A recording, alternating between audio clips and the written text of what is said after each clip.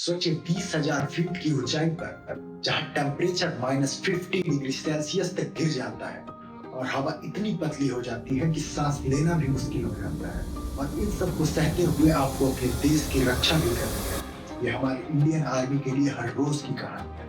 मगर क्या कभी आपने सोचा है कि हमारी इंडियन आर्मी कब बनी और कैसे बनी, और पूरी दुनिया में सबसे रिस्पेक्टेड मिलिट्री फोर्सेज में इसे क्यों गिना जाता है? कारगिल के मैदान से लेकर नेचुरल डिजास्टर्स के रेस्क्यू तक इंडियन आर्मी सिर्फ युद्ध लड़ने वाली ताकत नहीं है, बल्कि साहस, अनुशासन और बलिदान का एक प्रतीक भी है।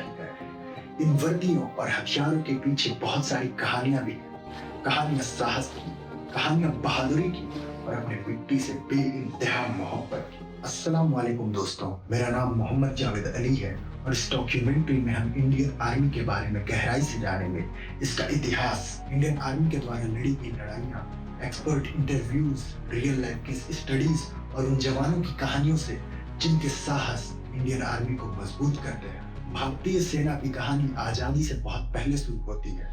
आज जिस सेना को हम देखते हैं, ये ब्रिटिश रूल के दौरान ब्रिटिश इंडियन आर्मी के नाम से शुरू हुई थी। 1895 में ब्रिटिशर्स ने बंगाल, मद्रास और बॉम्बे आर्मीज को एक करके ब्रिटिश इंडियन आर्मी का शुरुआत किया, जहां इंडियन सोल्जर्स ने दोनों वर्ल्ड वॉर I और वर्ल्ड वॉर II में अपनी वीरता का परिचय दिया। युद्धों के दौरान दुनिया ने देखा कि इंडियन सोल्जर्स कितने मजबूत थे। फिर साल आया 1947, जब हमारा भारत देश ब्रिटिशर्स के चंगुल से आजाद हुआ और एक नए रूप में एक नई आर्मी का जन्म हुआ, द इंडियन आर्मी, जो जल्द ही एक कठिन युद्ध से सामना करने वाली। आजादी के कुछ महीनों बाद पाकिस्तान ने कश्मीर पर हमला कर दिया, जिसके जवाब में इंडियन आर्मी ने तुरंत एक्शन लिया और पूरे रीजन को सुरक्षित किया, जो आगे चलकर दशकों तक के लिए विवाद का मुद्दा बन गया। कश्मीर, भारत का युद्ध से सामना अनिवार्य हो गया।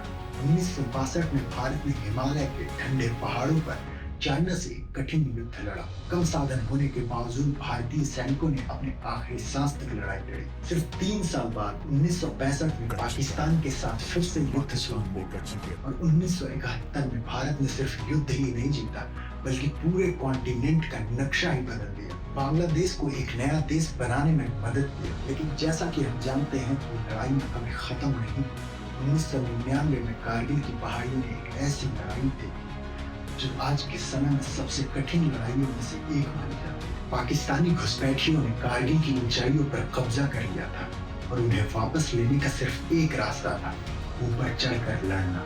गोलियों के बाद इस कठिन रास्ते और मुश्किलों के बावजूद भारतीय सेना ने बर्फीले पहाड़ों पर चढ़ाई की, दुश्मन की गोलियों का सामना किया और एक एक इंच जमीन वापस ले ली, और एक बार फिर साबित कर दिया कि साहस किसी ऊंचाई की मोहताज नहीं होती। ये दिल मांगे मोड़ कैप्टन विक्रम बत्रा के शब्द थे, जिन्होंने अपनी आखिरी सांस तक लड़ाई लड़ी। कंपनीज सक्सेस के नलवाज, ये दिल मांगे मोर। उनका बलिदान और अनगिनत जवानों का त्याग इंडियन आर्मी के विरासत को मजबूत बनाता है। आज भारतीय सेना सिर्फ ट्रेडिशनल लड़ाइयां नहीं लड़ती, बल्कि दुश्मन के बिना जाने दुश्मन पर हमला करने का हुनर भी रखती है। एयर स्पेशल फोर्सेज, जो दुश्मन के सीमा में घुसकर मिशन कंप्लीट करते हैं। वारफोर्स, जो समुद्र के और पानी के नीचे अपने डेडली ऑपरेशंस के लिए मशहूर है।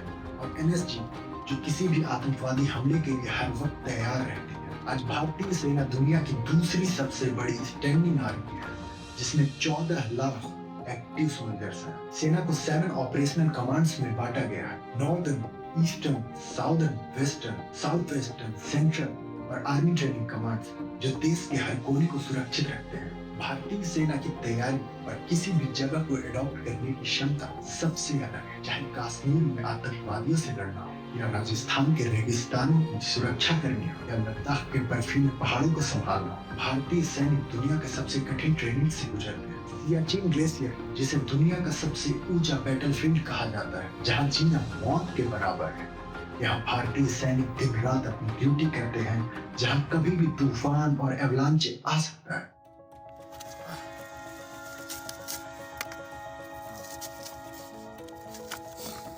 ये है, ऐसे करके पतीला का अंडे में डाल के गर्म करके पीना पड़ता है। ग्लेशियर में अंडा आता है, ये है पत्थर का जैसा। आदमी का सी भी नहीं पता नहीं है।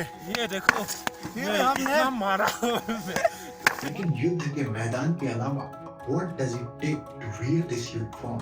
एक सैनिक की यात्रा कठिन ट्रेनिंग से शुरू होती है जो उसे सिखाती है किसी भी मुश्किल से हार न मानना। National defence academy, Indian military academy और अनेक ट्रेनिंग कैंप्स जहां नए रिक्रूट हुए जवानों को सिखाया जाता है लड़ना, जीना और सबसे इम्पोर्टेंट कभी भी मुश्किल से हार न मानना। लेकिन आने वाले समय में लड़ाई में सिर्फ बंदूक और टैंक से नहीं लड़ी जाए। समय के साथ इंडियन आर्मी भी बदल गई। मेक इन इंडिया इनिशिएटिव के तहत Arjun main battle tank, BrahMos missile, advance drone system जैसे नए हथियार हमारे इंडियन आर्मी की ताकत को और बढ़ा रहे हैं। लेकिन लगभग $80 बिलियन के बजट के बावजूद इंडिया का मिलिट्री एक्सपेंडिचर यूएस और चाइना जैसे देशों से बहुत कम है और हम टेक्नोलॉजी के मामले में अमेरिका और चाइना से अभी भी बहुत पीछे हैं। हमें अपने आर्मी को और मजबूत बनाने के लिए और ज्यादा टेक्नोलॉजिकली एडवांस बनाने के लिए हमें रिसर्च एंड डेवलपमेंट पे और ज्यादा खर्च करना होगा। भारतीय सेना सिर्फ लड़ाई लड़ने वाली वॉर मशीन नहीं है, ये इंसानियत भी बड़ा योगदान देती है। चाहे यूएन के अंदर शांति बनाई रखनी हो या प्राकृतिक आपदाओं में लोगों की जान बचानी हो या नए गांव बसाने में मदद करनी हो, सेना का काम सिर्फ युद्ध तक सीमित नहीं है। 2013 में जब उत्तराखंड में भयंकर बाढ़ आई तब भारतीय सेना ने ऑपरेशन राहत के तहत लाखों लोगों की जान बचाई और इस सेना के द्वारा की गई सबसे बड़ी राहत और बचाव ऑपरेशन में से एक थी।